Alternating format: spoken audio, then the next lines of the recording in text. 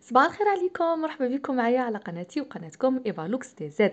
موضوع اليوم موضوع رائع جدا. يعني إذا كنت تبحث عن مصدر نباتي للأوميغا 3، أيضا للفيتامينات، للبوتاسيوم، مغنيسيوم، زنك، فوسفور، كالسيوم، حديد، مجموعة فيتامين بي، نسبة كبيرة من فيتامين أ، فأنت لابد أنك تتجه لهذه العشبة أو تبحث عن هذه العشبة اللي هي عشبة الرجلة أو البقلة أو لو بوربيي سوفاج. اليوم راح نتحدثوا عن فوائد هذه العشبة. هذه راح نتحدثوا على مكوناتها، راح نتحدثوا على العلاجات الرائعة اللي تعطيها لنا هذه العشبة هذه. ولكن إذا كنتوا مازال مشتركتوش في القناة، نتمنى أنكم تشتركوا فيها، أيضا تضغطوا على زر الجرس كل مرة يوصلكم الجديد، بارتاج واشتراك الفيديو ونشره عبر وسائل التواصل الاجتماعي، هكذا تعم الفائدة وناخذ الأجر أجمعين. الموضوع نتاع اليوم يتحدث عن عشبة ورقية سهلة الاقتناء، متواجدة في كل مكان. العشبة، عشبة الرجلة أو عشبة البقلة، اللي هي هاد الاسمين اللي معروفة بهم في الدول العربية، أو لو بوربي سوفاج، واللي اسم فرنسي يعني يعني معروفة بهذا الاسم هذا. هي عشبة تنمو في حوض البحر الأبيض المتوسط، تنمو في جميع الظروف المناخية، يعني نوجدوها في أي ظرف مناخي كانت هي راح تنمو.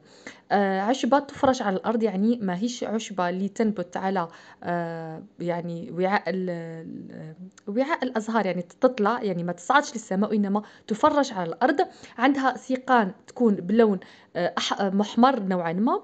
الأوراق نتاعها تكون صغيرة ومسطحة، تكون يعني عندها خشينة نوعا ما أو سميكة نوعا ما.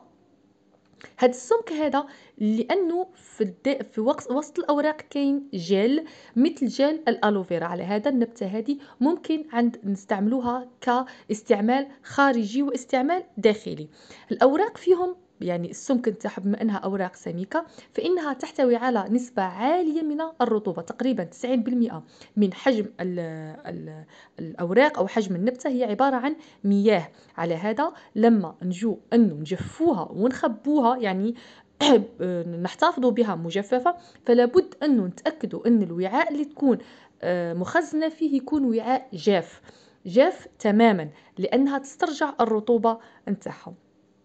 أيضا هي عشبة يعني متوفرة عند العطارين، نشوفوها عند يعني عند البيبان تاع العطارين، تكون هكذا موضوعة على الخارج أو موضوعة بشكلها الجاف أو بشكلها الطازج، متوفرة بكثرة، السعر تاعها زهيد، ويعني منتشرة في كل مكان. ممكن أنه حتى نقتنوها بأنفسنا من بساتين، من حدائق، أو ممكن أنه تكون متوفرة عندنا في حديقة المنزل.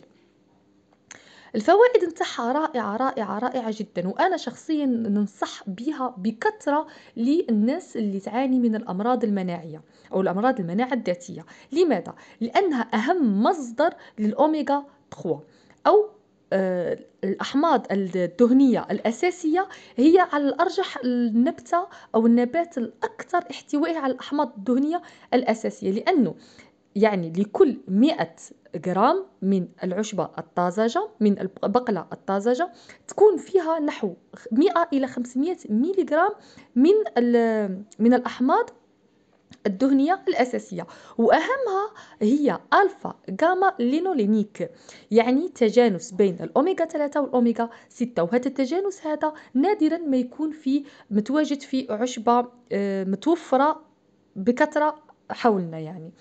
أيضا هي تحتوي على نسبة عالية جدا جدا جدا من المعادن. عندنا أي يعني المعادن اللي تحتوي عليها، عندنا مثلا الكالسيوم تحتوي على، يعني لكل 100 جرام تحتوي على 65 ملي جرام من الكالسيوم. تحتوي على الحديد، تحتوي على المغنيسيوم بنسبة 68 ملي جرام، على هذا اللي هي مفيدة جدا للقلب والشرايين. تحتوي على الفوسفور، البوتاسيوم، يعني بنسبة 500 ملي جرام. تصور 500 ملي جرام نسبة البوتاسيوم في 100 جرام من العشبة. تحتوي على الصوديوم، على الزنك، تحتوي على الفوسفور، وتحتوي أيضًا على مجموعة فيتامين B مجموعة فيتامين B من الB1 اللي هو الثيامين إلى الB6 B6 B9 B3 آآ مجموعة الفيتامينات B تسمح أنه تمد الجسم بالطاقة اللازمة لإصلاح الخلايا التالفة، يعني الخلايا التالفة اللي تكون بفعل التهابات أو بفعل الأمراض المناعية أو بفعل أي نوع من بفعل حروق، بفعل يعني أي تعرُّض تعرّضنا له ونتج عنه تلف في الخلايا. هاد العشبة هذه تساعدنا أنه تجديد وإصلاح الخلايا التالفة. هي لأنها أيضًا غنية بالبوتاسيوم اللي النقص نتاعو يسبب تقلص في العضلات، يسبب الإعياء المستمر، يسبب ضيق في التنفس، يسبب اضطرابات في الجهاز الهضمي، فهي غنية بالبوتاسيوم اللي يمنع كل هاد المسببات هذه وكل هاد المشاكل الصحية. أيضًا هي غنية أيضًا بفيتامين A. لما نقول أنها غنية بفيتامين A فهي رائعة جدًا لصحة العيون، أيضًا رائعة جدًا لجلد البشرة أو bien للبشرة ككل. أيضًا هي فيها فيتامين سي، على هذا هي مفيدة جدًا لأمراض المناعة الذاتية وتقوية المناعة. عندها أيضًا فيتامين E أيضًا رائعة جدًا لتجديد الخلايا ومحاربة الشيخوخة، محاربة التجاعيد، محاربة التقدم في السن. أيضًا عندها فائدة بفعل الفيتامينات وبفعل المعادن اللي فيها أنها تعالج، وبفعل الفيتامين B بكثرة أنها تعالج الحروق أو تعالج الجلد اللي يكون التئام الجروح، وتعالج التخلص من الندبات والحروق اللي تكون يعني خفيفة في الجلد، تساعد أنه تخفيف من الحروق إذا كانت يعني الحروق مباشرة، لأنه فيها نسبة عالية من الرطوبة. فإذا استعملنا العصارة متاعها كدهان على العشبة إذا كانت العشبة طازجة، كدهان على جلد البشرة، فإنها تخفف من الحروق وتخفف أيضا من الالتهابات. أيضا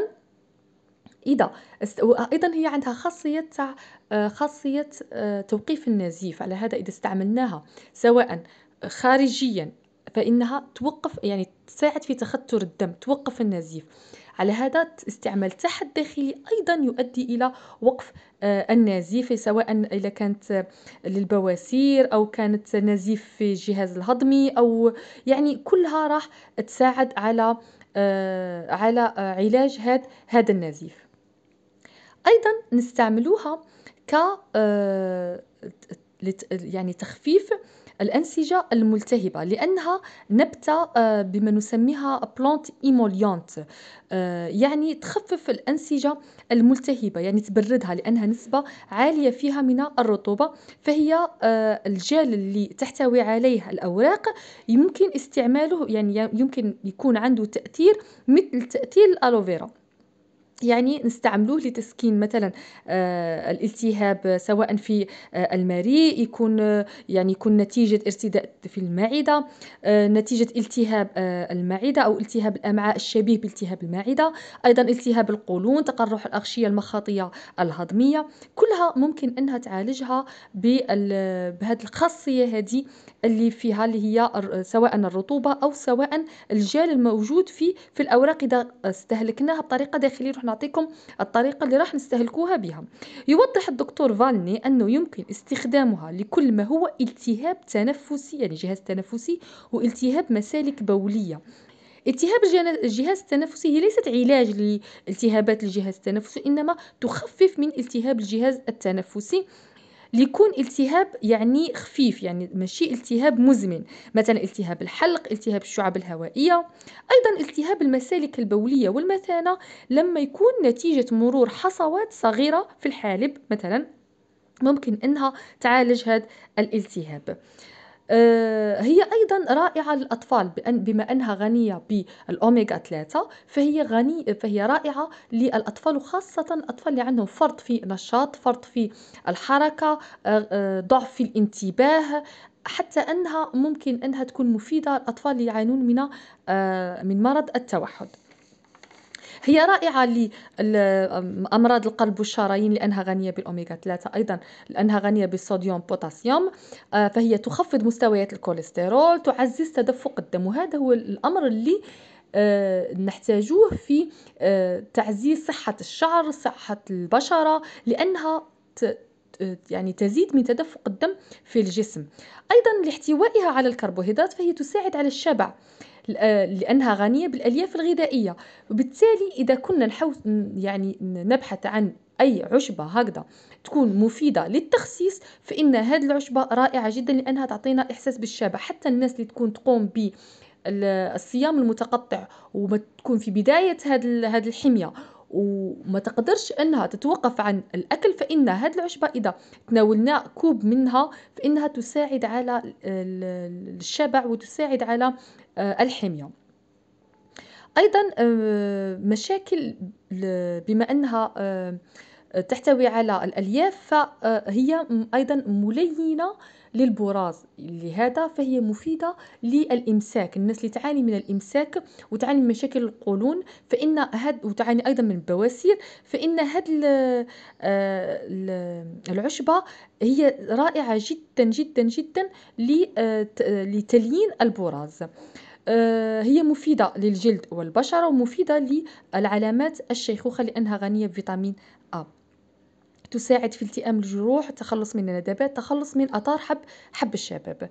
هي أيضا يعني الدراسات أوضحت أنها رائعة رائعة رائعة، من الأعشاب الأولى في علاج في مقاومة السرطان أو الوقاية من السرطان أو من مرض السرطان، تحسيس النظر، صحة العيون، تقوية العظام لأنها غنية بالكالسيوم، أيضا لأنها أيضا تزيد من تدفق الدم في الجسم، فهي تعزز وتعالج صحة الجهاز الهضمي ككل وتقوية الجهاز المناعي بفعل فيتامين سي. هذه هي العشبة باختصار. هذو هما العلاجات تاع العشبة هذه. نتجنبوا تجنب تام استخدامها لمرضى الحصوات الكلى أو مرضى الكلى، لأنها تحتوي على الأسيدوكساليك، وبالتالي فاتحاده مع الكالسيوم ممكن أنه يشكل لنا حصوات. فمنعا باتا هي ممنوعة لمرضى الكلى أو مرضى القصور الكلوي أو مرضى اللي عندهم حصوات في الكلى، هذه ضروري جدا يبتعدوا عنها. هي ممكن أيضا أنها تتداخل مع أدوية تمييع الدم أم أدوية منع تخثر الدم. على هذا الناس اللي تأخذ هذه الأدوية هذه تمنع منعا باتا عن استهلاك هذه العشبة.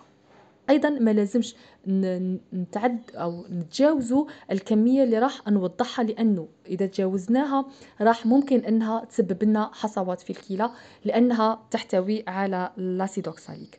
ايضا هي ممنوعه للمراه الحامل لانها تحفز الرحم، لذلك فهي تمنع منعا باتا عن المراه الحامل. الاستعمال الخارجي ممكن انه نستعملوها كعصاره، يعني نقوم بدق الأوراق أو السيقان معا، وبواسطة قطنة طبية نقوم بتوزيع هذه العصارة على مناطق على البشرة ككل، على منطقة الجروح، على منطقة الحروق، على منطقة الندبات، منطقة آثار حب الشباب.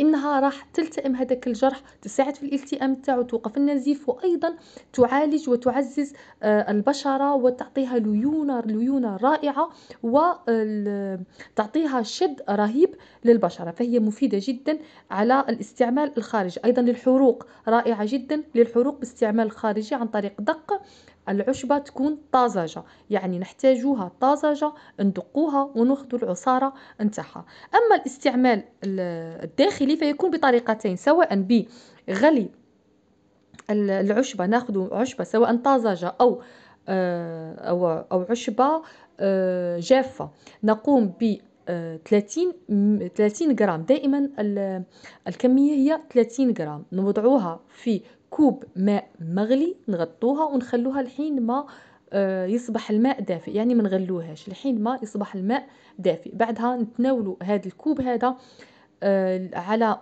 يعني دفعة واحدة أو على مراحل. يعني ممكن نقسموا هذا الكوب هذا تاع 240 مليلتر، ممكن نوزعوه على اليوم ككل.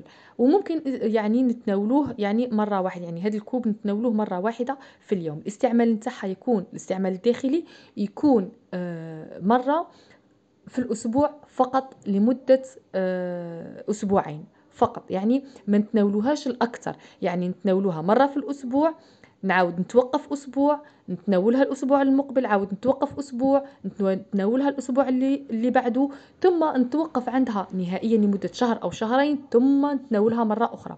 هكذا راح يعني راح نتجنب الآثار الجانبية اللي ممكن تسببها لي. ممكن أيضا أنه نتناولها كسلطة، ممكن إضافة هذه الأوراق الطازجة إلى صحن سلطة تكون رائعة رائعة جدا.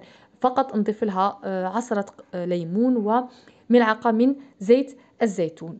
يعني الاستعمال الخارجي نتاعها رائع. ممكن أيضا أنه نستعملوها كعصير إذا أخذناها مع الخيار. يعني مشبة ونوضع ناخذ منها دائما يعني 100 ملغرام، هي 100 جرام هي بقيمة صحن، يعني صحن ممتلئ. ناخذ نصف هذيك الكمية، ونضيف لها حبة خيار، ممكن كرفس، والماء، ونرحي هذه المكونات هذو مع بعض، ونتناول كل يوم كوب واحد فقط. أسبوع، بعدها نتوقف أسبوع ونتناولها الأسبوع، ثم نتوقف أسبوع لمدة شهر، ثم نتوقف شهرين، ثم نعيد الكرة الشهر الثالث، وهكذا. هذا هو الاستعمالات نتاعها. اذا كنا عندنا ايضا تعرض للشمس وكانت عندنا حروقات نتيجه تعرض للشمس، فهاد يعني في الصيف فهاد العشبه رائعه جدا لازاله هذه الحروقات وازاله هذه الاثار من التعرض لاشعه الشمس. نتمنى ان شاء الله نكون فدتكم ونكون الميت بهذه الفوائد الرائعه لهذه العشبه. نتمنى انكم تجربوها، خصوصا مرضى المناعه الذاتيه، رائعه جدا. مرضى اللي عندهم مشاكل في الجهاز الهضمي تكون رائعة أيضا ليهم. ما تنسوش فقط يا البنات اشتراك في القناة، زر الجرس كل ما يوصلكم الجديد، أيضا نشر الفيديو، هكذا تعم الفائدة وناخذ الأجر، ونتلاقاو إن شاء الله في فيديو آخر.